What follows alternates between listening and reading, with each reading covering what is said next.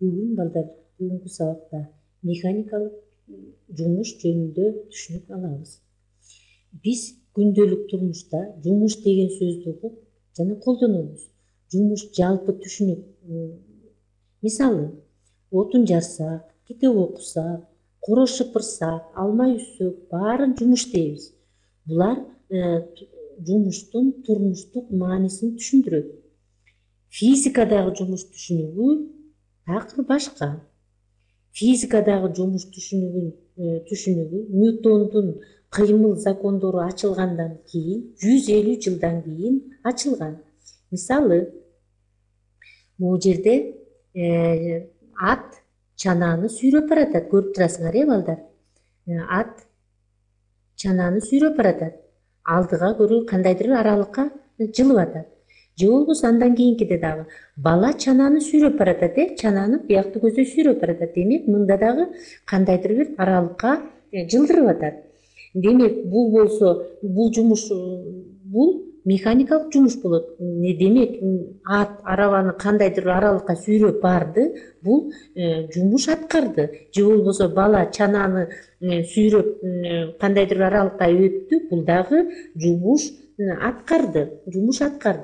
Эми бул жерде көрүп турасыңар, бала яшты түртүп атат. Демек, түртүп жылдыра албай атат. Күч жумшады, бирок жылдыра алган жок. Мында бала жумуш аткарган жок.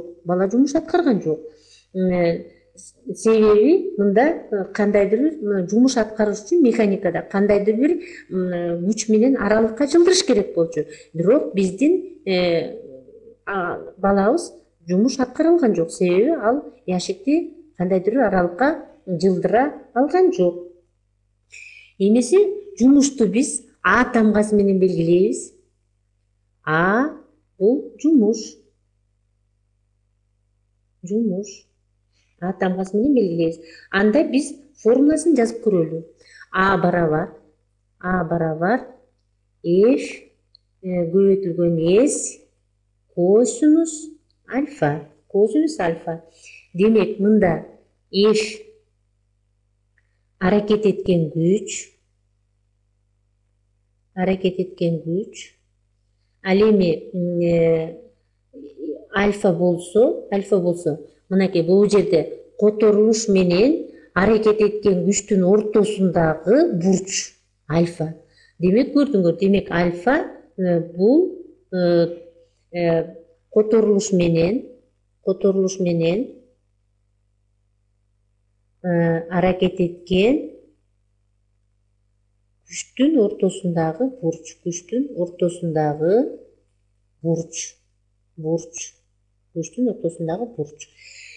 Демек, бул формула болсо, жумуштун формуласы.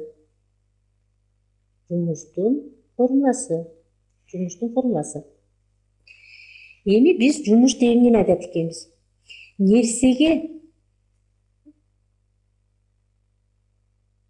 Нерсеге аракет эткен күчтүн натыйжасында анын кандайдыр бир аралыкка жылдыруу процесси механикалык жумуш деп аталат экен. Эми жумуштун бирдигин карап көрөлү. Демек, А барабар F көбөйтүлгөн S. Демек, мында барабар F'ти биз күчтү Ньютон, ал эми аралыктын бирдиги 1 метр. Бул барабар 1 джоул. Демек, жумуштун бирдиги джоул экен. Мындан башка, джоулдон башка дагы кило джоул, мега джоул жана микро джоул деген бирдиктери бар. Эми биздин жумуш оң жана терс болушу мүмкүн. Эгер күчтүн багыты менен кыймылдын багыты дал келсе, оң жумуш болот. Мынакей көрдүңөрбү? Бул жерде кыймылдын багыты алдыны көздөй жылып атат, ал эми араба да алдыны көздөй жылып атат. Демек, экөөнүн багыттары бирдей. Бул оң жумуш болот. Мында анда оң жумуш болсо, А чоң нөлдөн болот. Эгерде кыймылдын багытына, мисалы үчүн бул жерде кыймылды алдыны түртүп атат, ал эми сүрүлүү күчү биякты көздөй багытталып атат. Демек бул карама каршы күч. Демек анда бул терс жумуш болот. Демек кичине нөлдөн болуп калат. Кичине нөлдөн. Бул терс жумуш болуп атат. Мисалы үчүн бул жерде кранды көрүп турасыңар. Кранда ылдый карай оордук күчү, F оордук күчү ылдый карай тартып атат. Ал эми жипти өйдө карай тартуу күчү, F күчү болуп атат. Демек бери карагыла, бул жерде жиптин өйдө карай тартуу күчү бул жерде оң жумуш болуп атат. Ал эми нерсенин төмөн карай тартуу күчү, оордук күчү бул терс жумуш болуп атат. Демек бир эле жерде оң жана терс жумуш болот экен. Эми эгер нерсенин үстүндө бала, чананын үстүндө бала отурат, демек перпендикулярдуу аракет этип атат чанага. Демек мында перпендикулярдуу аракет эткенде анда жумушубуз нөлгө барабар болуп калып атат. Демек анда барабар нөл болуп калып атат. Демек бул убакытта жумуш аткарылган жок. Мында нөл болуп калды. Демек бул жерде дагы бери карагыла. Спутниктин айлана боюнча кыймылын көрүп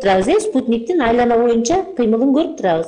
Демек бул убакытта дагы бул айланып отуруп эле мурдакы абалына келет. Демек мында дагы барабар нөл болуп, мында дагы жумуш аткарылбайт экен.